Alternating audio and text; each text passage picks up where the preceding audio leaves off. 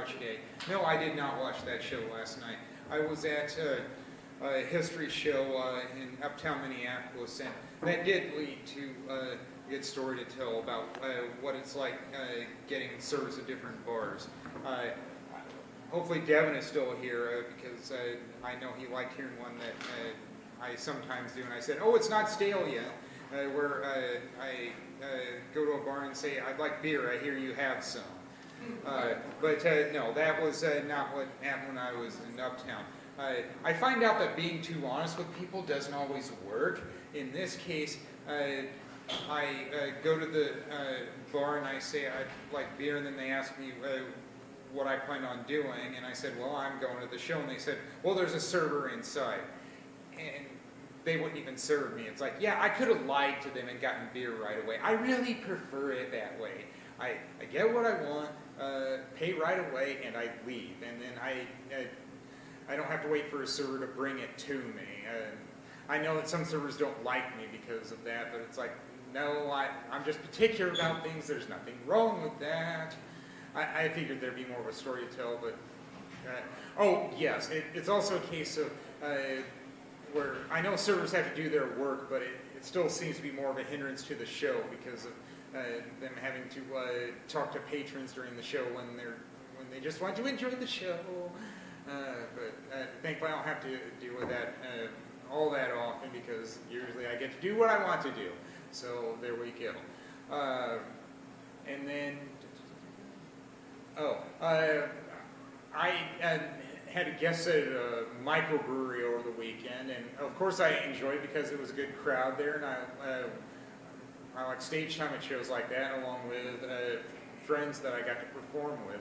And most of the comment cards were gathered up by the MC, but I was able to find one on the floor, and I put it over there next to the others, and I'm aware of at least one of them talking about me. The card said, under dislikes, second guy was awkward, and it's like, that's not news to me. And I've heard way worse. I mean, I was the interlude while they were counting votes for a breakdancing competition in Dinkytown, Minneapolis one time, and somebody yelled at me, "You suck!" And it's like, yeah, that has to be worse, being told I'm awkward when I already know I'm awkward. But of course, I just had to guess that. On some level, I was just flattered that anybody mentioned me at all. As the saying goes, any type of publicity is good. Well, to a certain extent, that's probably true.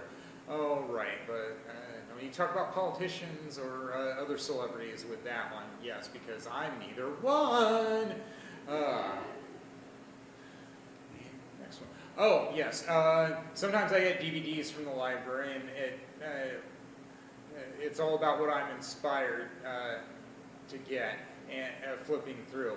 And I ended up finding Pitch Perfect 2. That was the oldest one available in the series. Couldn't find the first one. Somebody else must have already checked it out. And the commentator said some weird things in that one. It's like, oh, was I supposed to laugh at some of those things? Maybe, is all I could think of about that. And in a lot of ways, I said, well, it feels like it'd be relevant to me because, of course, sometimes I do karaoke. And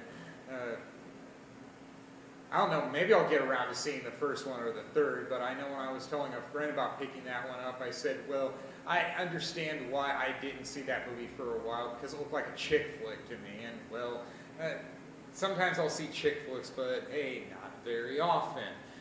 Got to do what works for me. I mean, Good Will Hunting is my favorite movie. I think that says a lot right there. I'm a man, I'm going to like more manly movies. So there was that one, and yes, might as well get to karaoke. I call it weird interactions with the general public on some of the people I have to deal with at bars when I go to sing karaoke. In this case, somebody was pointing at me while I was singing, and then I went back to my seat after I was done, and I said, "You were pointing at me like you knew me." And then she said, "The bank that I go to." And then I said her name. It's like, how do you know that? It's like, well, put two and two together on that. I mean, you jogged my memory really quick. And the more I listened to her, the less I liked her. I think we've all been there before. I think I would have preferred just knowing her as a bank teller and not knowing her at the bar because, let's see, what's the term? She proved to be a hot mess. I mean, she would leave her phone at my table almost conveniently, like she wanted to come back to talk to me.